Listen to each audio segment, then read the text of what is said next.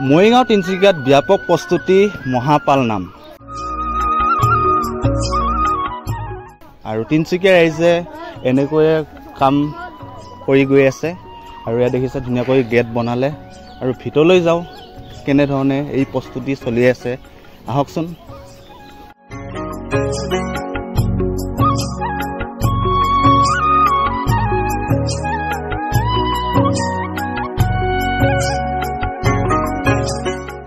Hello' আমাৰ দাদা আছে কেইদিনীয়া তিনিদিনীয়া কেই তাৰিখলৈকে আছে ন কিন্তু আমাৰ 22, 23, 24 এবাৰ প্ৰথম নেকি এবাৰ প্ৰথম অঁ আৰু অনুভৱ কেনেকুৱা আপোনাৰ অনুভৱ ধুনীয়া ধুনীয়া এজন চলি আছে ৰাইজে এনেকুৱা কাম কৰি গৈ আছে ন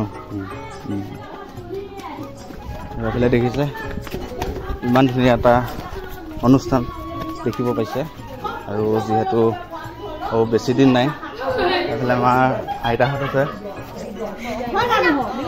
আইতা কেনেকুৱা ভাল খবৰ ভালনে ভালে আমি এতিয়া মহাপালনাম পাতিছোঁ পালনামৰ উপলক্ষে আমি মানে সকলো আইগৰাকী সকলো লগ লাগি আমি নামঘৰ চাফা কৰিছোঁ কাম কৰিছোঁ চাউল জাৰিছোঁ বহু জেগা জুগলি চাফ চিকুণ কৰিছোঁ আৰু আমাৰ ইয়াত আৰ্ট মাষ্টৰ আনিছোঁ আৰ্ট কৰি আছে নামঘৰত আৰু আমাৰ ইয়াত মানে বহু মানে কোনে কি কাম কৰিব কোনে কি কাম নকৰিব মানে এইখিনি আমি আলোচনা মানে মিটিং আকাৰেদি মানে আলোচনা পৰ্ব চলাই আছোঁ কেইদিনীয়া হ'ব আমাৰ 3 দিনীয়া কাৰ্যসূচী আছে আমাৰ 22 তাৰিখৰ পৰা আমাৰ 24 তাৰিখলৈকে হ'ব 3 দিনীয়া কাৰ্যসূচী লৈছোঁ আমি আমাৰ মৰিগাঁৱৰ পৰা গোসাঁই আহিব গোসাঁই আদৰণি সভা আছে ভাগৱত ভ্ৰমণ আছে এইবিলাকে দূৰৰ পৰা ৰাইজ আহিব বহু দূৰৰ পৰা আমাৰ 52খন গাঁৱত নিমন্ত্ৰণ দিয়া হৈছে 52খন গাঁৱৰ পৰা আমাৰ যিটো সম্প্ৰদায় সেই সম্প্ৰদায় সকলো আহিব বিভিন্ন জাতি অজাতি আমাৰ ইয়াত কোনো হেৰি নাই ভেদাভেদ নাই সকলো আহি আমাৰ মহাপালনাম মূলতে আমাৰ মানে সকলো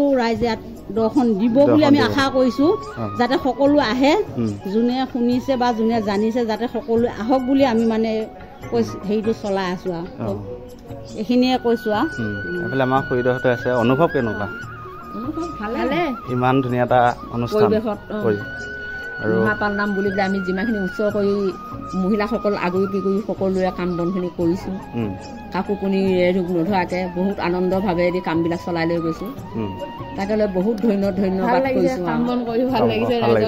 ৰাইজৰ লগত মানে খোৱা চোৱা কৰি ভাল লাগে হয় কাম বনবিলাক বহুত আগুৱাই আছে এতিয়া বৰ্তমান কালি দিনটোহে আছে পৰহিলৈ হ'লে তাকে কামবিলাক কৰি আছোঁ এতিয়া লাহে লাহে বহুত ভাল লাগিছে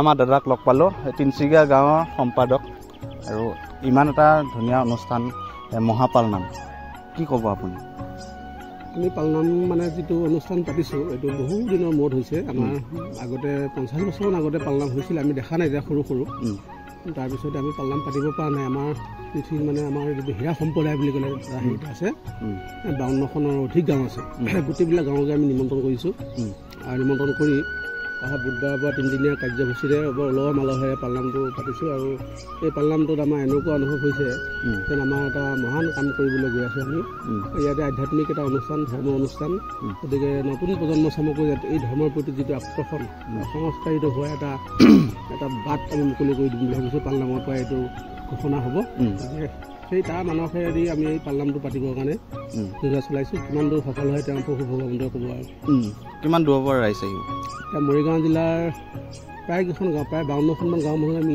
ইতিমধ্যে নিমন্ত্ৰণ কৰিছোঁ আৰু তেখেতসকল আহিম বুলি কথা দিছে আৰু লগতে আমাৰ ৰামাকান্ত মৰিগাঁও সমষ্টিৰ বিধায়ক ৰামাকান্ত দেৱী আহিব এতিয়া অট'নমাছ কাউন্সিলৰ মুখ্য কাৰ্যবাহী সদস্য জীৱন কোঁৱৰদেৱো আহিব আৰু লগতে আমি উপায়ুক্ত মহোদয়কো আমন্ত্ৰণ কৰিছোঁ চক্ৰ বিষয়াক আমন্ত্ৰণ কৰিছোঁ তাৰোপৰি আমাৰ অঞ্চলৰ যিসকল গুণী জ্ঞানী ব্যক্তি তেখেতসকলকো আমন্ত্ৰণ কৰিছোঁ সকলোৱে আমাক আশ্বাস দিছে আৰু পালনামত আহি উপস্থিত হৈ তেখেতসকলে আমাক সহায় সহযোগিতা আগবঢ়াব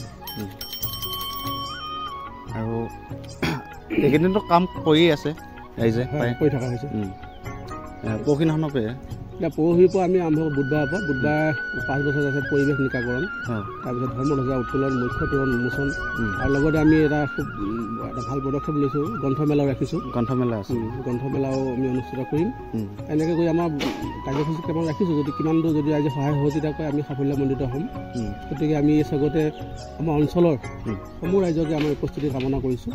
তেখেতসকলো আহক, আহি আমাৰ লগত সহায় সহযোগিতা আগবঢ়ালে আমি কামটো চলাই দিয়াত যথেষ্ট সুবিধা হ'ব। ঠিক আছে বাৰু, লগ পাই ভাল লাগিল। আৰু এইফালে আমাৰ দাদাহঁতে কাম কৰি গৈ আছে। কেনেকুৱা? মজা নে? আৰু দেখিছে ধুনীয়াকৈ কাম কৰি আছে। এইফালে আমাৰ কণ ভাইটিহঁতো আছে। কেনেকুৱা? ভাল লাগিছে। পালনাম হ'ব বহুত দিনৰ মূৰত দেখা পাইছোঁ। আজি পালনাম বহুত দূৰত গৈ পাইছোঁ, পালনাম চাইছোঁ, কিন্তু গাঁৱতে হ'ব, ভাল লাগিছে।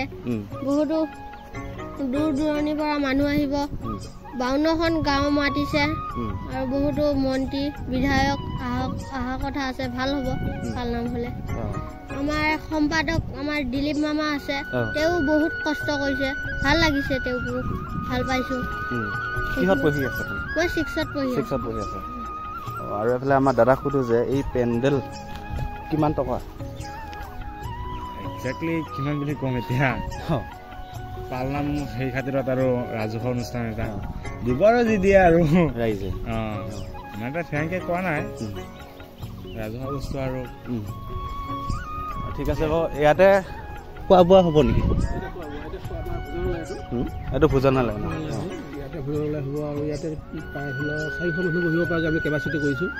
এনেই আমাৰ মানুহ মোটামুটি 15-20 হাজাৰ মানুহ হোৱাৰ এটা আশংকা আছে। গতিকে এইখিনি মানুহৰ কাৰণে আমি ইতিমধ্যে খাদ্য পাতিও যোগাৰ কৰি আমাৰ ভঁৰাল ঘৰত ৰাখিছোঁ।